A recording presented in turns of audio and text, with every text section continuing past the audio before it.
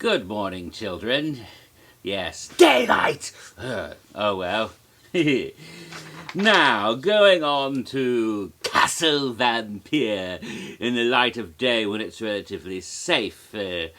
Yes, Castle Vampyr. What an amazing house that was. Now, in the past few years, they've utilized Soundstage 23 to hold two houses at the same time. And because it's a huge space. Well, in 2004, Castle Vampyr took up Soundstage 23 all by itself. It was an amazing house set in an old castle, which was a meeting place for the undead, the vampires. And it was a two-level house, and then it had an upstairs and a downstairs. Can you imagine that? And you had to get upstairs, which... Of course, there were some elevators for those who utilise wheelchairs, but I understand from some of my friends who are in such positions that it wasn't the most efficient situation. It's probably why they don't do that very often anymore. Oh well. Those of us who walk rarely notice the, ADA situations in these places because we don't even think about them. But enough of that. Okay. Yeah, that's an amazing backstory on this. Apparently there's this whole society of vampires that come together every 13 years. Of course, I couldn't quite get a handle on what year Castle Vampyr was supposed to happen. Was it happening in 2004? Because some of the backstory stuff, for example, there was something about a sorority called Tau Nu Alpha, and whether that was a front for the vampires or not, I wasn't quite certain. That was on the website. This sorority girl was supposed to have the big pledge thing at the castle, which they thought was a great sight, and of course they were never seen or heard from again. Maybe it was a way of acquiring sacrificial victims, but not sacrificial virgins. Not if they were already sorority girls. No, that would have been... No, let's be realistic. But the date on that was August 13th of 2002. So is that the 13th year there? Or was it 2004 when the event was held? That's a mystery there. Some of those weird dates they had flying about on that website were interesting, like a bunch of bats. So, terrific house, one of the greatest, rightfully one of the most legendary houses in the history of Halloween Horror Nights. The best house, in my opinion, at least, of the year 2004, and one of the great houses of all time, filled with all sorts of vampires. You might be familiar, if you are an utter and complete geek, you might be aware of a certain role-playing game from, I think, the early 90s, Vampyre the Masquerade, which featured a whole society of vampires made up of different races of vampires. Some were like these, based on Anne Rice-style vampires, like, I think you call them the troubadours or something, and some were more like hideous, Max Schreck, Nosferatu vampires, and others. We all had these various conflicts going on. Part of it was taking the way vampires were portrayed in fiction and films over the years, and coming up with a different tribe of vampires for each one.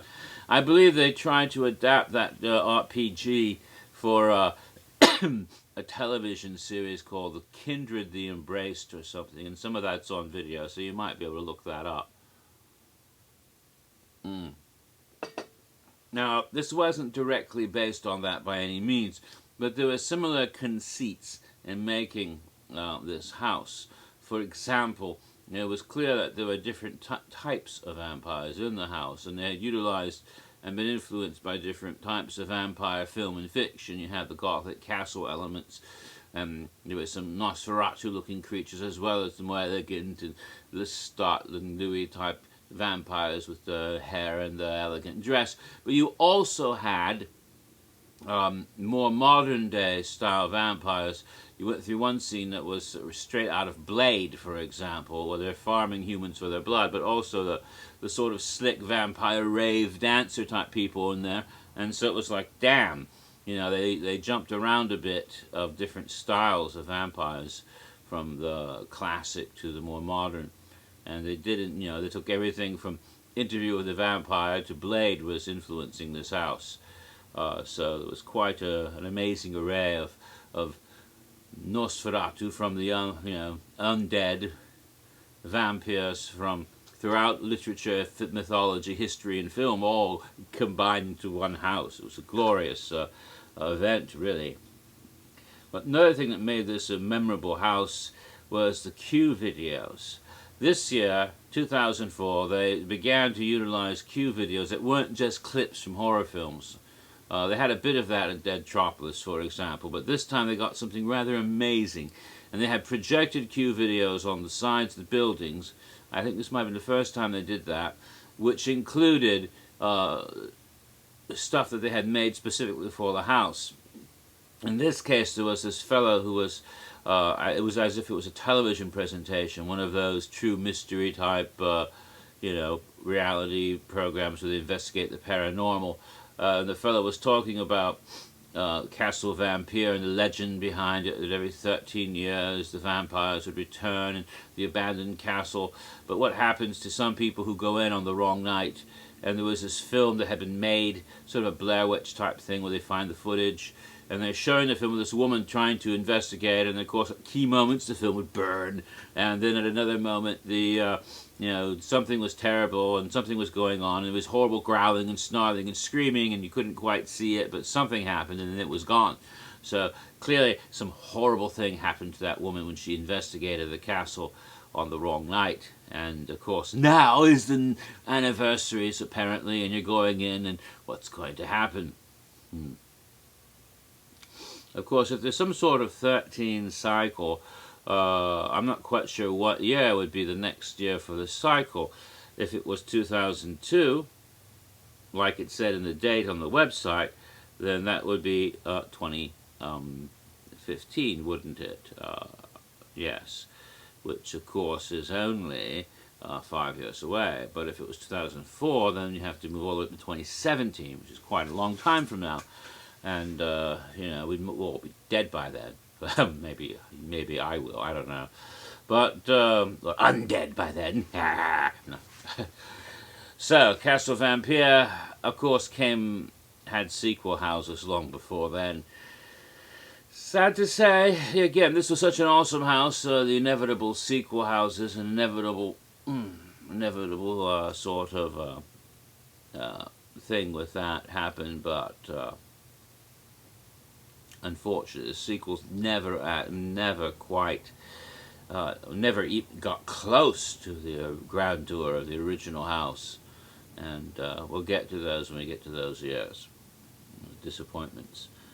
Alright, so the next one was Hellgate Prison, which shared Soundstage 20 with Horror and Wax, but you went in on the other side of the building, so it was sort of like you're in Iowa on one side and Universal on the other. Anyway, this one also had a nifty video where you learned about the Warden, a certain Mr. Robert Strickland.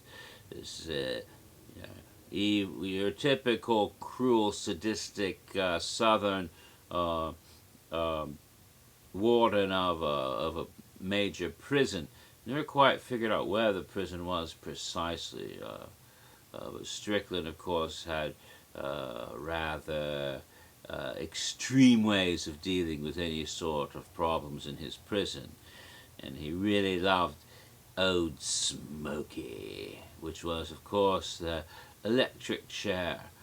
Very old, rickety, old electric chair that, even though the means of execution, electrocution, the means of carrying out capital punishment, was originally designed to be a quick and painless form of execution.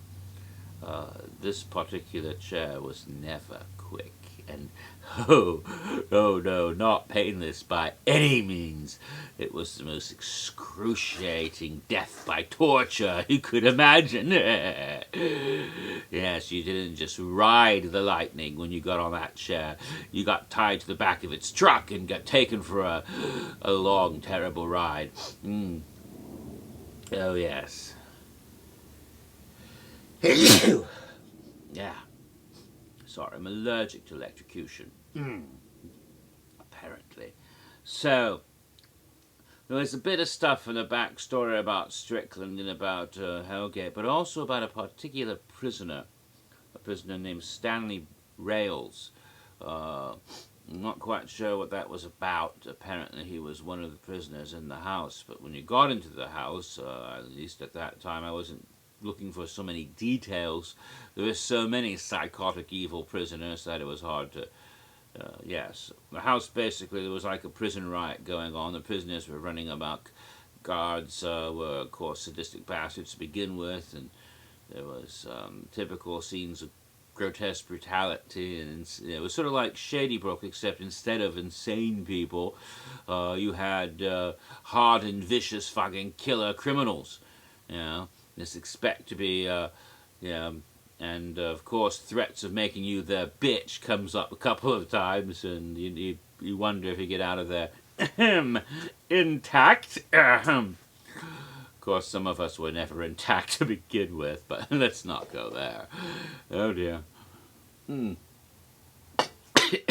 Of course, Hellgate saw the return of the toilet from hell, among other atrocities. It was sort of like being in that video game, you know, the one that takes place in the prison. What is that called? Oh, fuck. I hate when I can't remember simple things. The one with a guy named Torque, and he's in a prison, and he has to deal with all sorts of horrible atrocities and demons and monsters. Only without the demons and monsters, just the prison and all the, you know, atrocity that happens in a prison. So that's kind of what that was, a very interesting house in that way. And of course, Old Smokey was a highlight, and the person strapped in a big... And the electric chair has returned in many various forms over the years, but that, I think, was its debut. Right, so the last house was probably the least interesting. And it was maybe the first house you might have entered when you gone to the event, especially if you got there early, as it was one of the few that was actually open, and it was located right there as you walked in at the Carnage Warehouse, immediately to your left of Marvel Superhero Island area. Of course, they didn't theme up the islands that year because only certain parts of it were open to begin with. You know, all that Jurassic Park area, for example, was closed down. You'd go up through Toon Lagoon, then you'd stop. You know, and you'd have to go back up around the other way to some extent, but you was no. But I'm getting ahead of myself there. Disorientarium was another one of the funhouse, disorienting, illusion effect type houses. They've done that a couple times before. They tried to up the ante a little bit with this one, but you know, we're talking tunnels and swirling tunnels, and then the you know, illusions, people standing against the wall that look the same as what's behind them, just like hide and shriek. Scares only back inside of a house. You had you know, all sorts of illusion effect type things.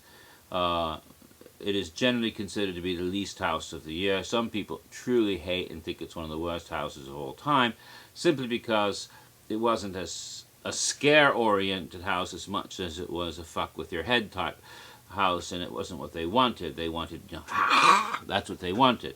So it's kind of unfair in that regard. They had a backstory on this, too, of a young man who went to this sort of Disorientarium attraction, sort of like the attractions you have on iDrive, the little ones. It was like bungee jump for your mind, well, yeah, kind of thing, and then went insane after going on to the thing. So there was another patient of Shady Brook, or one of those asylums, involved here. That was fitting in with the whole thing. Okay, I've just about finished up on houses, and I'm coming up to the 15-minute mark, so the next one will be about scare zones.